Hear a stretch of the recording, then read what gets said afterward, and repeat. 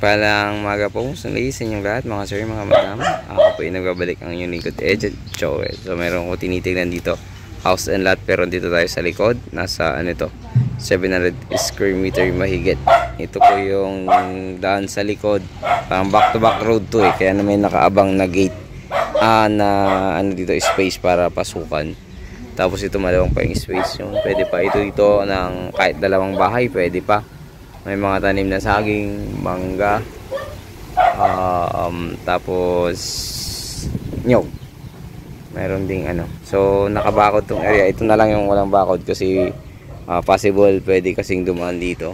Kung tatayo ng bahay dito, yun siguro yung nakaano. So hanggang doon yung boundary. May gate yung bahay doon, pero may daan naman yung sariling bahay doon. Tapos dyan, may daan din yung bahay po dyan. So parang naka-open lang kasi magkakamag-anak. Kaya pag may ano, papasok na lang dito at ano. Pero pag nabili nyo to, pwede naman daw pong isara yung mga yun.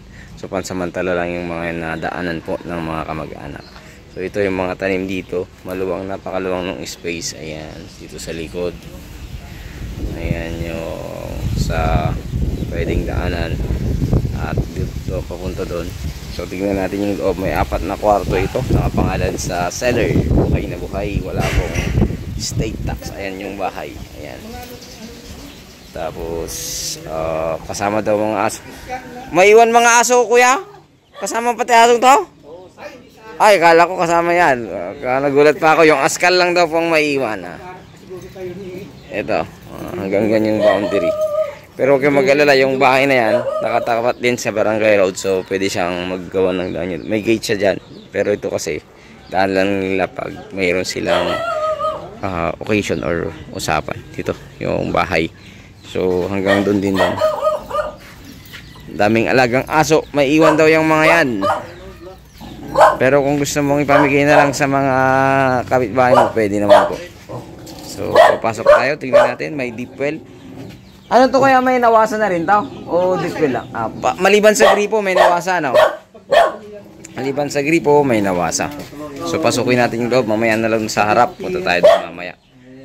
Pasukin natin yung loob, kuya. Para makita natin. Mayroon pa siyang ano dito, dirty kitchen. Ayan. Pag gusto mo ng kahoy yung panluto, pwedeng pangluto, meron. So, lakas ng tubig. Nawasa yan. Maliban dito sa poso. Oh. Malinaw din yung poso, no, kuya? Iniinom namin yan eh. Hindi na kami buhay. So, 700... Ilang area to, kuya? 710. 710 square meter. May space pa dito. Ayan, may space pa pala dito. Ayan. Ano yun? Daan din papunta sa harap. Hindi kayo palusot sa harap yan. Pero dito tayo dadaan, kuya, o dyan? Dyan. Dito tayo dadaan. Sige, kuya, sarado na yan.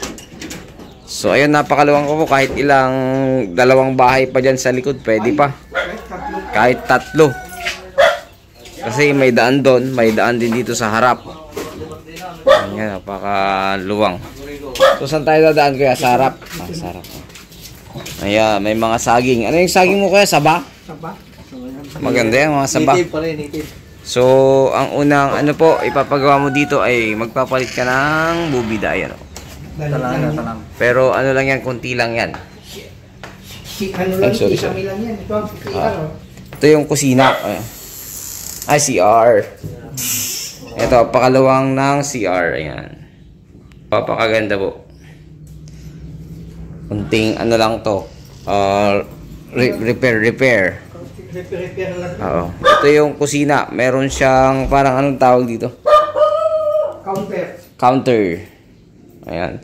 May mga counter na pala nung araw o talagang pinagawa mo lang to, kuya? Ginawa ko yan. Ikaw na Kasi lang. minsan ginawa ko lang. Ay, gumagawa ka ng mga furnitures eh.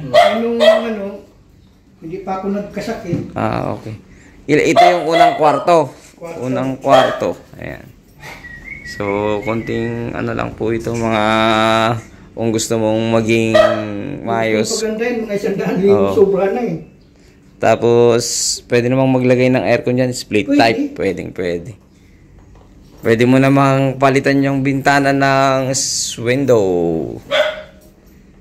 Ng split. Ganun. Ayan. Kasali mga gamit, kuya.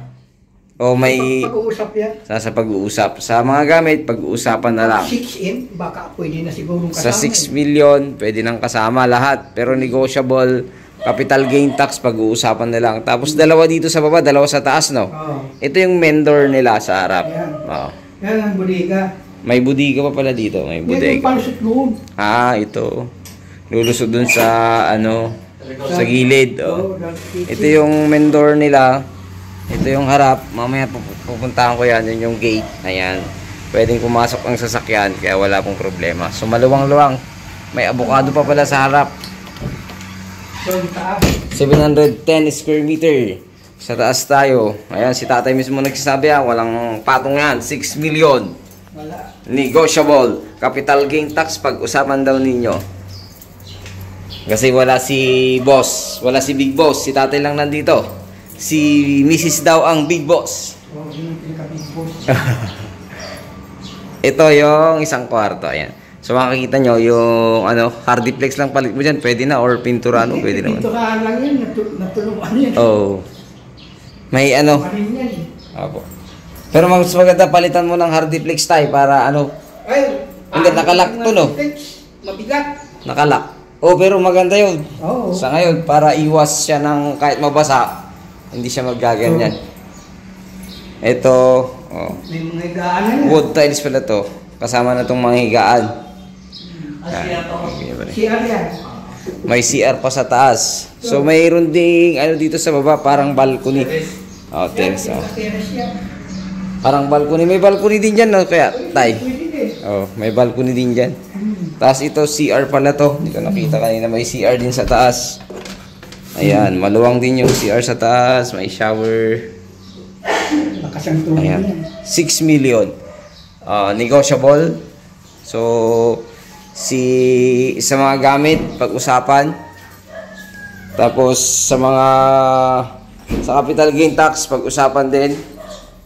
Kasali sa mga aso, kung gusto nyo, kasali. Pati si Jelor, Mix Vlog. Ang manok. Pati manok, kasali. Oh. Ay, wala na akong iuwi. Para wala na daw iuwi si tatay, mga manok. Katayin lang namin. Gamit, daming TV. Aso. Ba't mo sinabi yung manok? Pusa, aso. Sasabihin yung manok ati na yun. Pantulutan. Pero meron ditong may mga bike pang-exercise si tatay pala. Ang ganda nito. Yung pinaka to yung mayroon pang makikita mo yung kilometer niya. Exercise. Grabe, So ito kuya, may iwan tao?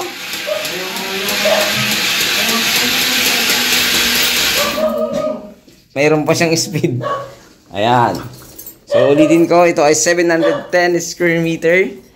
Bayan ng Villasis, Pangasinan. May 4 na kwarto, 2 kwarto sa baba. May CR, may kusina, may 2 kwarto sa taas, may CR din. Maluwang yung area sa labas. Pwede pa ng hanggang 3 bahay. Yan yung mga iiwan, kung gusto nyo maiwan. Pero pwede rin namang ipamigay daw yan. Para walang maiwang aso. Nagagalit na sila kasi sinasabing ipapamigay. Ito, yung bungad. Ito yung bungad niya. Yan yung cemented road dyan. Sa likod is rough road pa lang. Tapos paglabas mo dyan, provincial road na. Then papuntang bypass, Villasis. Then papuntang bayan, mga ilang minuto lang. 3 minutes to 5 minutes, nasa town proper ka na. So napakaganda. So ito yung harap. Konting ayos lang. Konting pintura. So maganda ito. 6 million negotiable. 710 square meter. For na bedroom. 2 toilet. Isa sa taas. Isa sa baba. So napakaganda po nito. Napakaluwang sa likod. Pwede pa ng 3 bahay. So ayun muli. Maraming salamat po sa lahat po ng viewers natin sa Mutya and Joel Vlog. Sana magustuhan nyo po ito. Dito sa bayan ng Villasis, Pangasinan. 6 million negotiable. Pag-usapan lahat. Capital gain tax at mga gamit na maiiwan. So maraming maiiwan. At the same time marami pong maganda rin po ito dahil napaka-accessible po sa mga kailangan mong puntahan. So muli, maraming salamat. God bless you all.